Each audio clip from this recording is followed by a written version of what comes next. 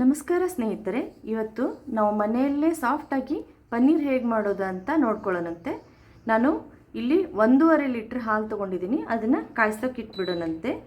ಹಾಲು ಕುದಿ ಬರೋವರೆಗೂ ವೇಟ್ ಮಾಡೋದು. ಇಲ್ಲಿ ನಾನು ಹಾಲು ಒಡಿಸೋಕ್ಕೆ ಅಂತ ಇದರಿಂದ 4 ಚಮಚ ವಿನಿಗರ್ ತೊಗೊಂಡಿದ್ದೀನಿ, 5 ಚಮಚ ನೀರು ಮಿಕ್ಸ್ ಮಾಡಿದ್ದೀನಿ. ನೀವು ಬೇಕಾದರೆ ನಿಂಬೆ ರಸದನ್ನು ಯೂಸ್ ಮಾಡ್ಕೋಬೋದು, ಆಮೇಲೆ ಮೊಸರು ಯೂಸ್ ಮಾಡ್ಕೋಬೋದು, ಹುಳಿ ಮೊಸರು. ಇಲ್ದಿದ್ರೆ ಹುಳಿ ಮಜ್ಜಿಗೆನೂ ಹಾಕ್ಕೋಬೋದು.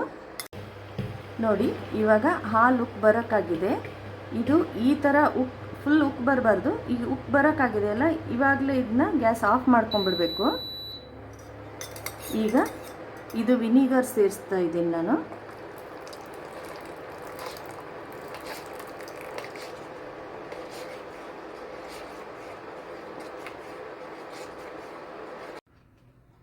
ನೋಡಿ ಎಷ್ಟು ಚೆನ್ನಾಗಿ ಹಾಲು ಒಡೆದು, ಇದು ನೀರು ಬೇರೆ, ಈ ಥರ ಗ್ರೀನ್ ನೀರು ಬೇರೆ, ಇದು ಪನ್ನೀರ್ ಬೇರೆ ಆಗಬೇಕು.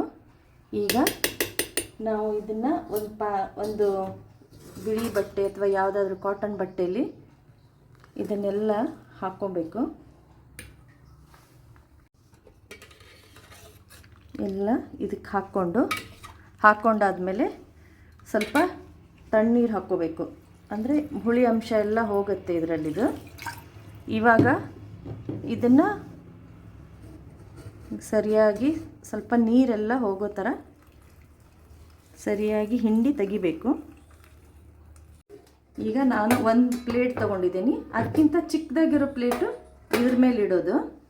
ಇವಾಗ ಇದು ಪನ್ನೀರ್ ಇದೆಯಲ್ಲ, ನಿಮಗೆ ಸ್ಕ್ವೇರ್ ಶೇಪಲ್ಲಿ ಬೇಕಂದರೆ ಸ್ವಲ್ಪ ಈ ಥರ ಸ್ಕ್ವೇರ್ ಶೇಪಲ್ಲಿ ನೀವು ಇದನ್ನ ಸೆಟ್ ಮಾಡ್ಕೋಬೇಕು. ಇಲ್ಲಿದ್ದರೆ ರೌಂಡ್ ಶೇಪ್ ಆಗುತ್ತೆ. ಹಿಂಗೆ ಮಾಡಿ ಇದ್ರ ಮೇಲೆ ಇನ್ನೊಂದು ಪ್ಲೇಟ್ ಇಡಬೇಕು. ಇದನ್ನ ಗಂಟೆಲ್ಲ ಹಾಕಬಾರ್ದು, ಇಷ್ಟೇ ಇಡಬೇಕು. ಇದ್ರ ಮೇಲೆ ಇನ್ನೊಂದು ಪ್ಲೇಟ್ ಹಿಂಗಿಟ್ಟು ಇದ್ರ ಮೇಲೆ ಭಾರ ಇರೋದು ಏನಾದರೂ ಅಕ್ಕಿ ಡಬ್ಬ, ಯಾವುದಾದ್ರೂ ಒಂದು ಡಬ್ಬನ ಹೀಗೆ ಇಡಬೇಕು. ಇದು ಒಂದೂವರೆ ಗಂಟೆ ಇದ್ರೂ ಪರವಾಗಿಲ್ಲ, ಇಲ್ಲದಿದ್ದರೆ ಓವರ್ ನೈಟು ನೀವು ಬಿಡ್ಬೋದು. ಅಂದರೆ ಚೆನ್ನಾಗಿ ಸಾಫ್ಟಾಗಿ ಬರುತ್ತೆ. ಈಗ ನಾವು 1 ಗಂಟೆ ಬಿಡೋಣಂತೆ, ಆಮೇಲೆ ತೆಗೆದು ತೋರಿಸ್ತೀನಿ ನಿಮಗೆ. ಇವಾಗ ಈ ಡಬ್ಬ ಎಲ್ಲ ತೆಗೆದುಬಿಟ್ಟು ನೋಡೋಣಂತೆ ಪನ್ನೀರ್ ಹೇಗೆ ಬಂದಿದೆ ಅಂತ. ನೋಡಿ ಫ್ರೆಂಡ್ಸ್, ಹೆಂಗೆ ಬಂದಿದೆ ನೋಡಿ, ಎಷ್ಟು ಗಟ್ಟಿಯಾಗಿಯೇ ಇದೆ. ಕಟ್ ಮಾಡಿದ್ರೂ ಏನು ಒಡೆಯೋದಿಲ್ಲ. ನೋಡಿ,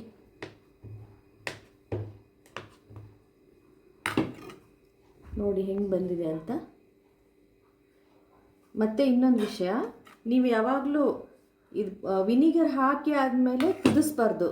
ವಿನಿಗರ್ ಹಾಕಿ ಆದಮೇಲೆ ಕುದಿಸಿದ್ರೆ ಪನ್ನೀರು ರಬ್ಬರ್ ಥರ ಗಟ್ಟಿ ಆಗುತ್ತೆ. ನೀವು ಪಲ್ಯ ಮಾಡಿದ ಮೇಲೂ ರಬ್ಬರ್ ಥರ ಗಟ್ಟಿ ಆಗುತ್ತೆ. ಗ್ಯಾಸ್ ಆಫ್ ಮಾಡಿ ವಿನಿಗರ್ ಹಾಕಿ ಆಮೇಲೆ ತೆಗೆದು ಗಂಟು ಮಾಡಬೇಕು ಇದರಲ್ಲಿ, ಅಂದರೆ ಸಾಫ್ಟಾಗಿ ಬರುತ್ತೆ. ನೋಡಿ ಎಷ್ಟು ಸಾಫ್ಟಾಗಿದೆ ನೋಡಿ. ವಿಡಿಯೋ ಇಷ್ಟ ಆದರೆ ಲೈಕ್ ಆ್ಯಂಡ್ ಸಬ್ಸ್ಕ್ರೈಬ್ ಮಾಡಿ.